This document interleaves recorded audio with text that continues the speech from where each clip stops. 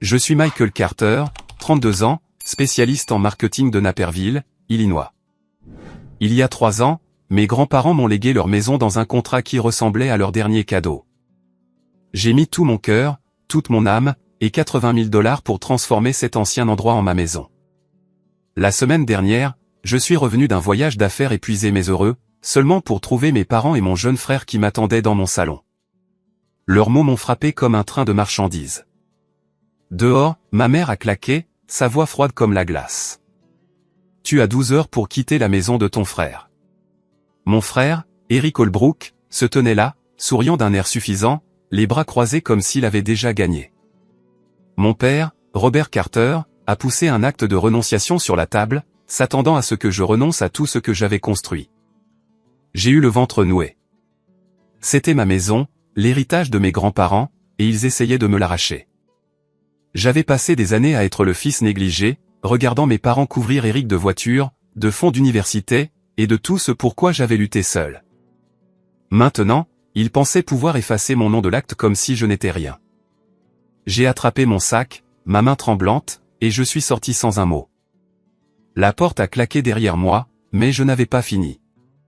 Le lendemain, ma famille a ouvert la porte et s'est figée. La panique s'est répandue sur leurs visages quand ils ont vu ce que j'avais laissé derrière moi. Avant d'entrer plus profondément dans mon histoire, je veux savoir à quelle heure et dans quelle ville vous écoutez. Je suis toujours curieux de savoir jusqu'où va mon histoire. Ayant grandi à Naperville, Illinois, j'ai toujours su où j'en étais dans la famille.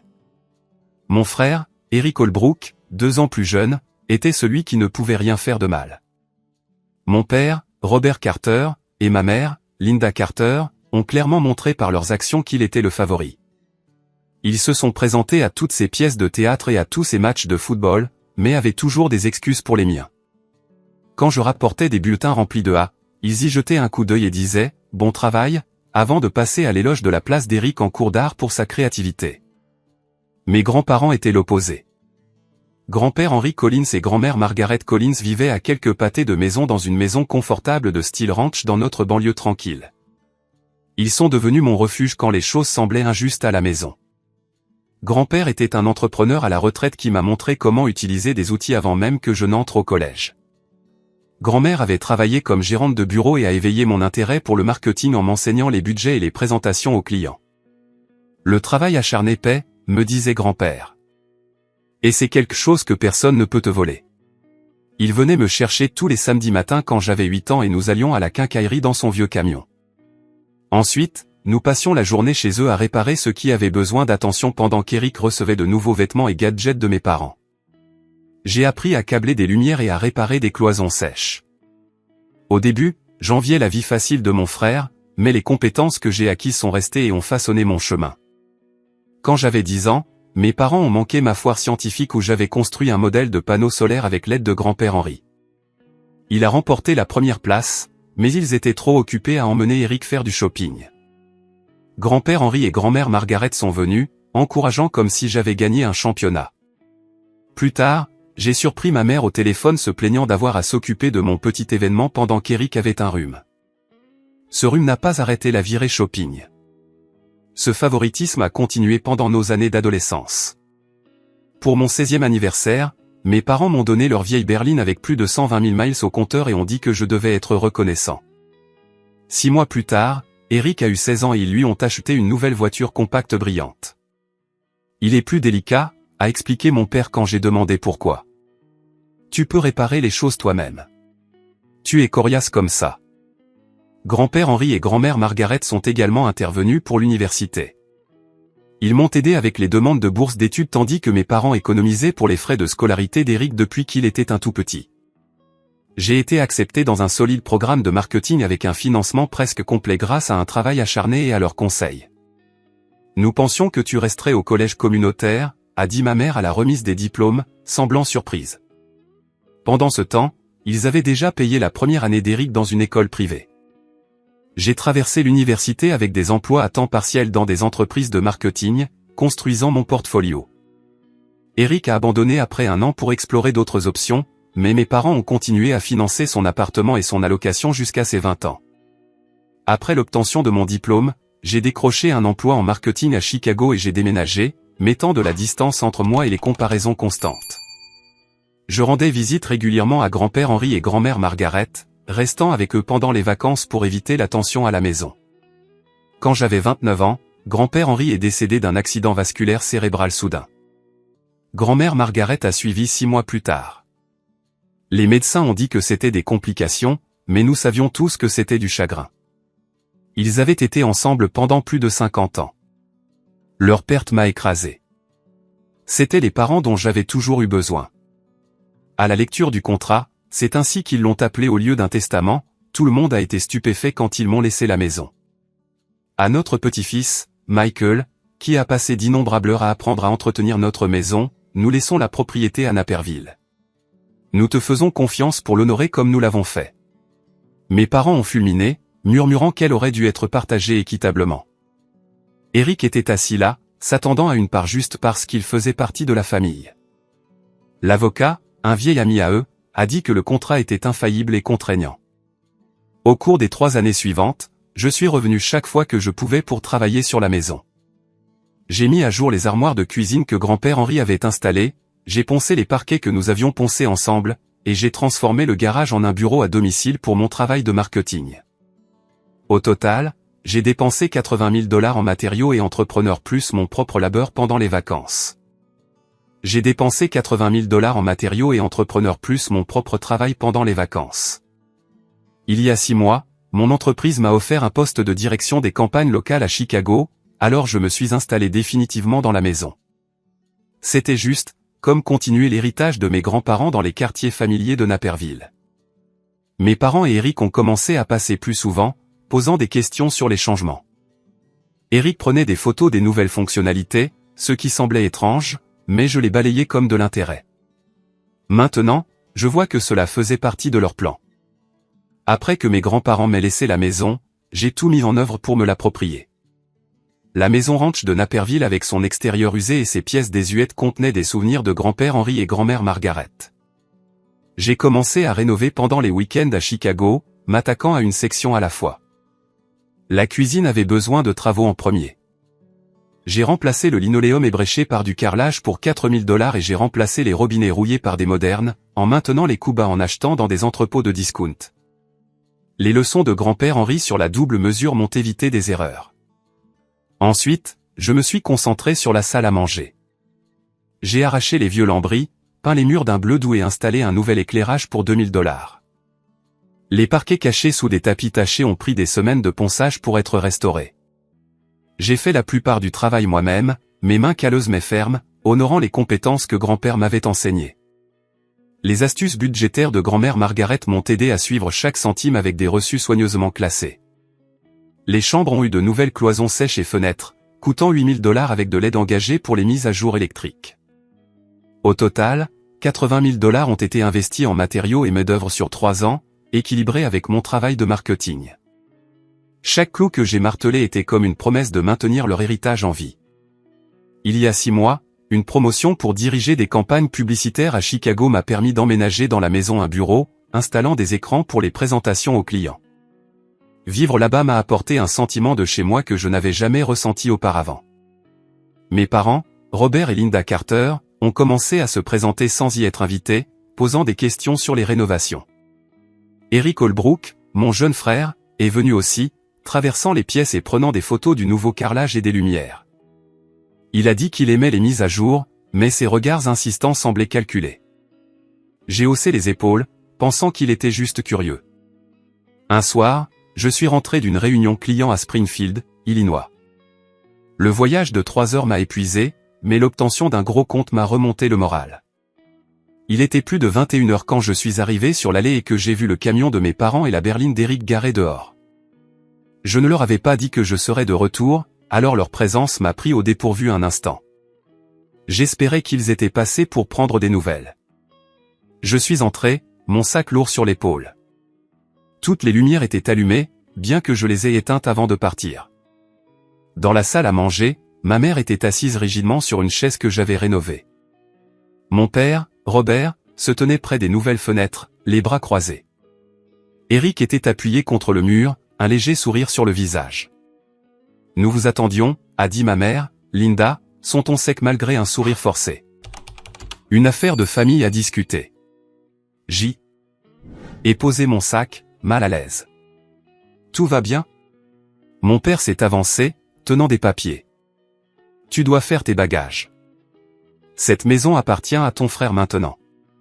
Sois parti d'ici le matin, dans 12 heures. Mon cœur battait la champe. C'est ma maison. Grand-père Henri et grand-mère Margaret me l'ont laissée dans leur contrat. Ils voulaient qu'elle soit pour Eric, a coupé ma mère, la voix montant. Ils nous l'ont dit avant de mourir. Ils n'ont juste pas mis à jour les papiers. Ce n'est pas vrai, ai-je dit, en gardant ma voix égale.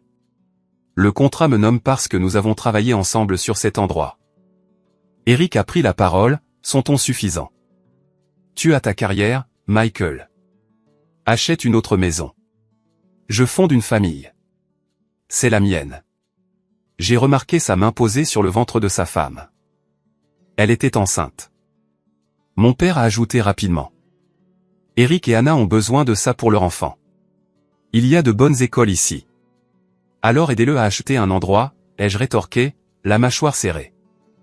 Vous lui avez tout donné d'autre. Les yeux de ma mère se sont plissés.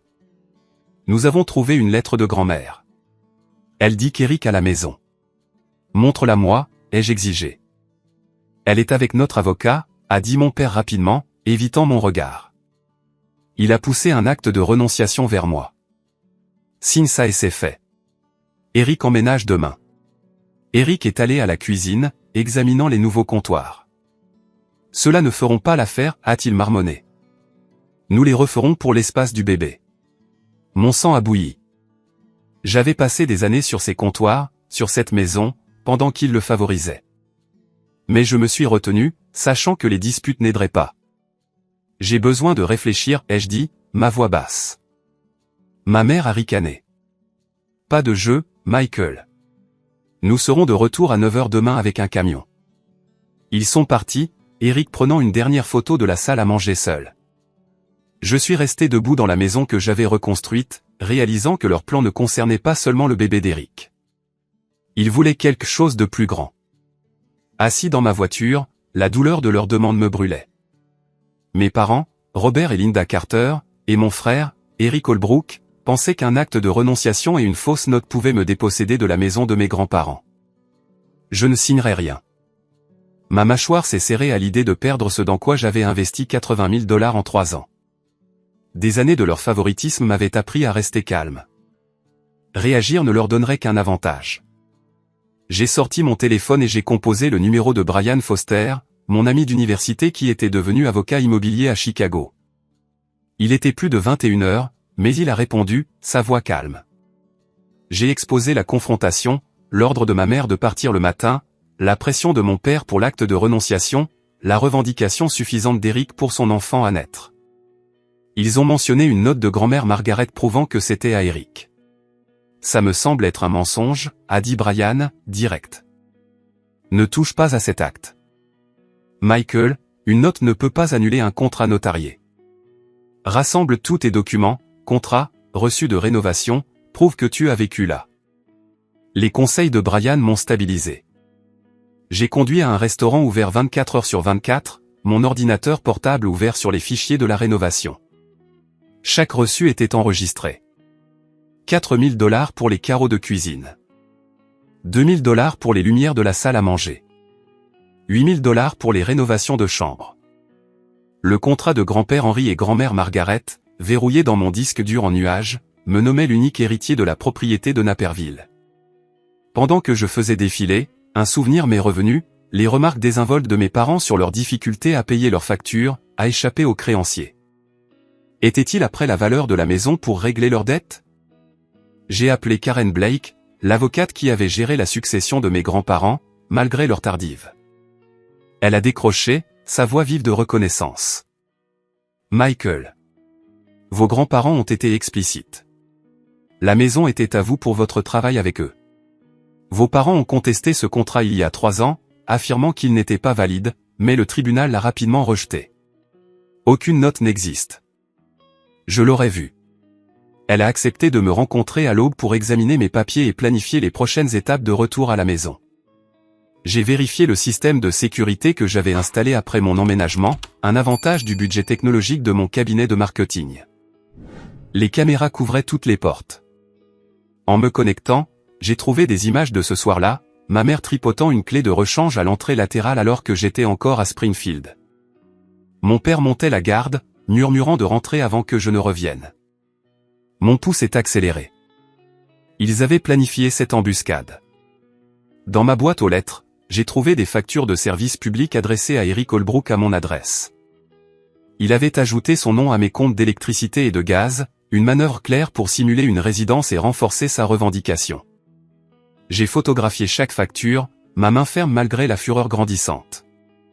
Il ne s'agissait pas seulement du besoin d'Eric d'une maison pour son bébé. La valeur de la maison avait grimpé en flèche après mes rénovations, doublant presque pour couvrir leurs 50 000 $ de dette, de l'argent qu'ils avaient emprunté à mes grands-parents il y a des années, jamais remboursé, plus les soldes de cartes de crédit qu'ils avaient accumulés. J'ai rappelé Brian, le mettant au courant des images et des factures. C'est une fraude, a-t-il dit, la voix serrée. Il crée une trace écrite pour contester votre propriété. Envoyez-moi ces fichiers maintenant. J'ai téléchargé tout, contrat, reçu, extrait de caméra, sur un lecteur partagé. Brian a promis de rédiger une lettre de mise en demeure d'ici le matin, avertissant contre l'intrusion ou d'autres harcèlements.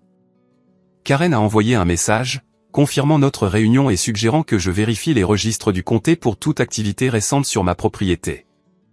Au restaurant, je me suis connecté au site de l'évaluateur du comté. Quelqu'un avait demandé l'acte et les registres fiscaux de ma propriété. Le timing correspondait aux visites d'Eric pour prendre des photos. Mes parents n'aidaient pas seulement Eric. Ils voulaient vendre la maison, partager l'argent et effacer leurs dettes. Je suis rentré chez moi après minuit, mon esprit s'emballant mais concentré. Je n'étais plus le fils négligé, mendiant leur approbation. Il s'agissait de protéger ce que grand-père Henry et grand-mère Margaret m'avaient confié. Avec l'aide de Brian et Karen, j'aurais toutes les preuves prêtes le matin. Mes parents et Eric pensaient que je céderais sous la pression. Ils étaient sur le point d'apprendre à quel point ils se trompaient. De retour à la maison après minuit, j'ai verrouillé les portes et vérifié à nouveau mon système de sécurité. Les images de la tentative de ma mère de s'introduire étaient déjà avec Brian Foster, mon ami avocat. Mais j'avais besoin de plus. J'ai scanné le stockage en nuage de la caméra et j'ai trouvé un autre clip d'un début de semaine, mon père testant la porte de garage pendant que j'étais à Springfield. Il a tripoté la poignée, a abandonné et est reparti avec une grimace.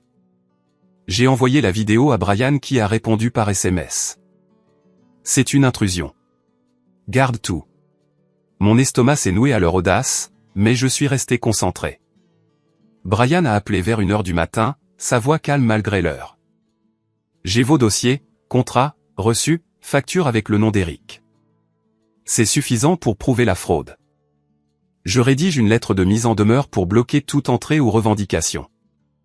Rencontrons-nous à 7h pour la finaliser. Je l'ai remercié, puis j'ai contacté Karen Blake, l'avocate de mes grands-parents. Elle a confirmé notre réunion à l'aube et a ajouté.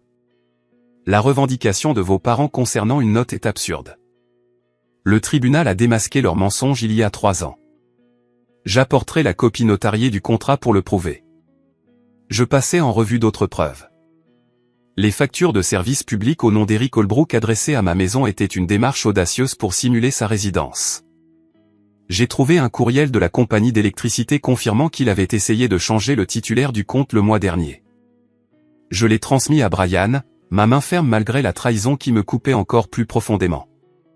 Il ne s'agissait pas seulement d'une maison pour le bébé d'Eric. Il s'agissait d'encaisser la valeur doublée de la propriété pour effacer leurs 50 000 $ de dette. À 6h, Eric est arrivé avec un entrepreneur, frappant à la porte d'entrée. J'ai ouvert mais j'ai bloqué l'entrée. Nous prenons les mesures pour les aménagements de la chambre de bébé, a-t-il dit, son ton dégoulinant de droit. Cet endroit est à moi demain. Je suis resté calme. Vous n'entrerez pas.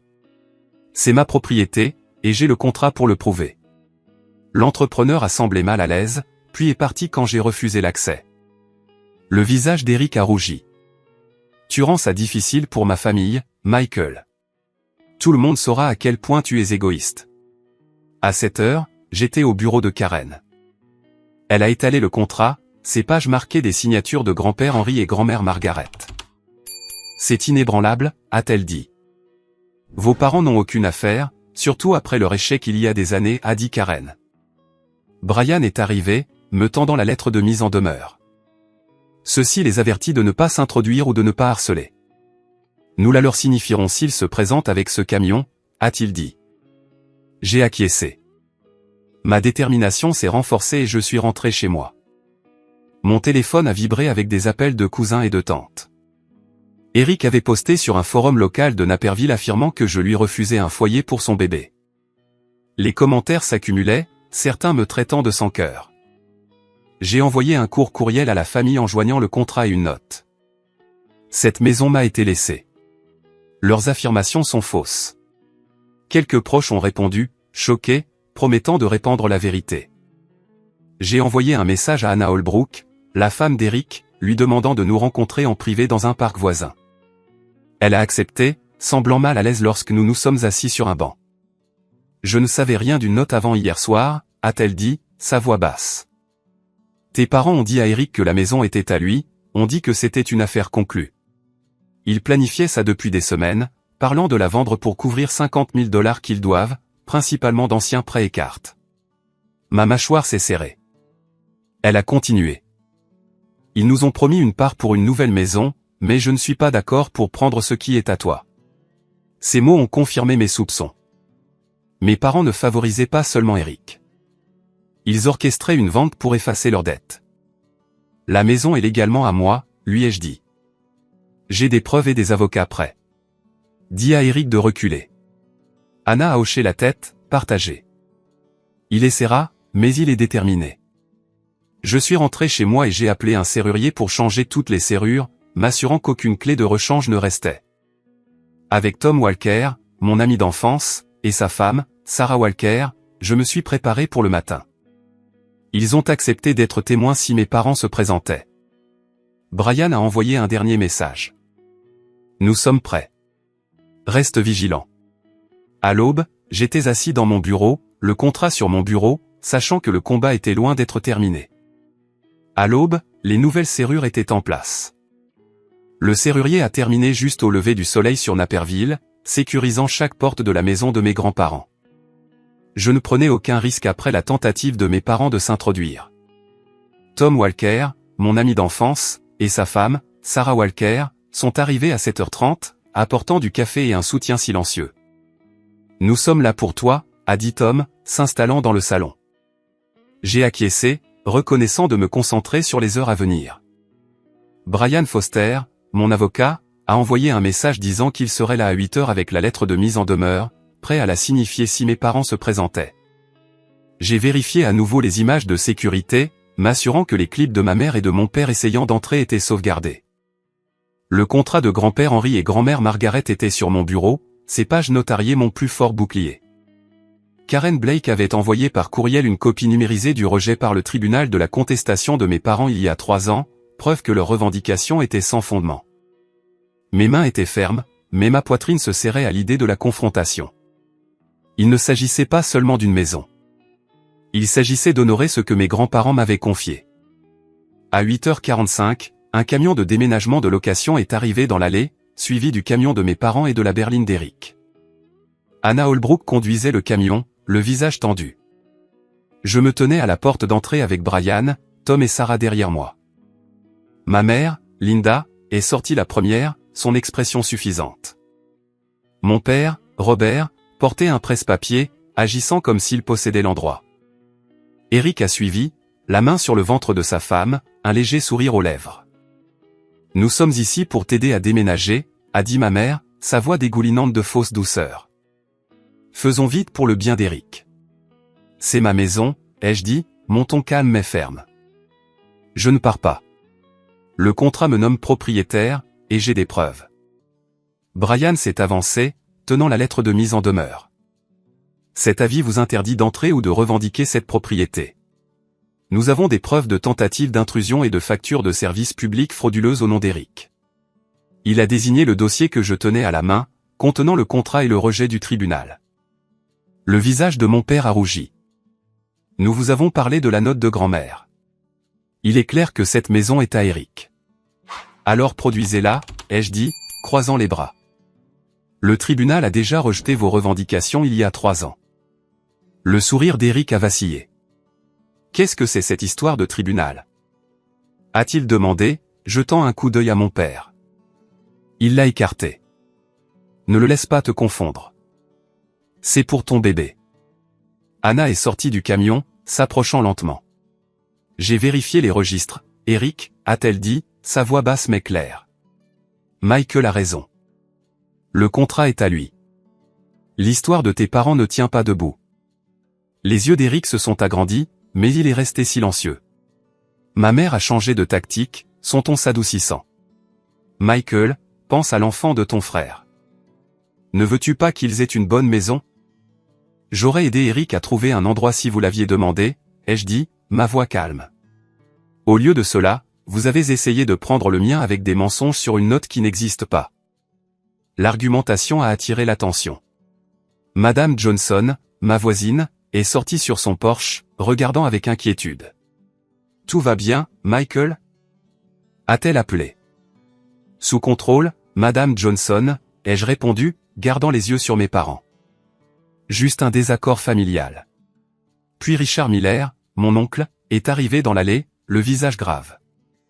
J'ai entendu ce qui se passe, a-t-il dit, s'avançant vers nous. Robert, Linda, vous avez essayé de contester ce contrat il y a des années et vous avez perdu. Pourquoi faites-vous cela maintenant? Mon père a bégayé, pris au dépourvu. Nous aidons juste Eric, a-t-il marmonné. En prenant la maison de Michael, a rétorqué Richard. Ce n'est pas de la famille. C'est de l'avidité. Avant que ma mère ne puisse répondre, une voiture de police est arrivée, les gyrophares clignotant, et un officier est sorti, tenant une ordonnance du tribunal que Brian avait fait accélérer par un contact. Nous avons un rapport d'intrusion et de harcèlement, a dit l'officier, observant mes parents. Cette ordonnance vous interdit l'accès à cette propriété. Partez maintenant, ou nous vous escorterons. La panique a éclaté sur le visage de ma mère. Eric a serré le bras d'Anna, sa confiance disparut. Mon père a ouvert la bouche, mais aucun mot n'est sorti. L'officier a remis l'ordonnance à Brian, confirmant ma propriété. Madame Johnson et d'autres voisins ont observé, murmurant alors que le plan de mes parents s'effondrait.